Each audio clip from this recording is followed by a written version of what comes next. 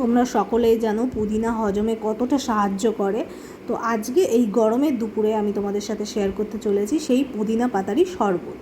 সবার প্রথমে আমি বলে রেখে দিই, তোমরা পুরোপুরি আমার চুলটাকে ইগনোর করে দাও, পুরো ঝাঁটার মতো দেখতে হয়ে গেছে। আর তোমাদের কাছে যদি কোনো সলিউশন থাকে তো আমাকে দিও, কারণ আমার চুলের আগাটা না ডগাটা পুরোটা ফেটে গেছে, নষ্ট হয়ে গেছে।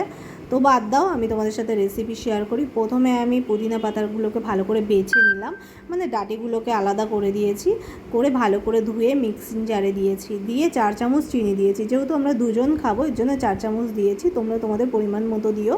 আর এর সাথে হালকা একটু অল্প পরিমাণে ব্ল্যাক সল্ট দিয়েছি। তো তারপরে ব্ল্যাক সল্ট দেওয়ার পর সামান্য একটু জল দিয়ে আমি মিক্সিং জারে ভালো করে এটাকে পেস্ট করে নিলাম। পেস্ট করে নেওয়ার পর ছেঁকে নিয়েছি, তোমরা না ছেঁকেও করতে পারো, কিন্তু আমার মতে ছেঁকে করো, মুখে বাঁধবে না পাতাগুলো, খুব ভালো লাগবে।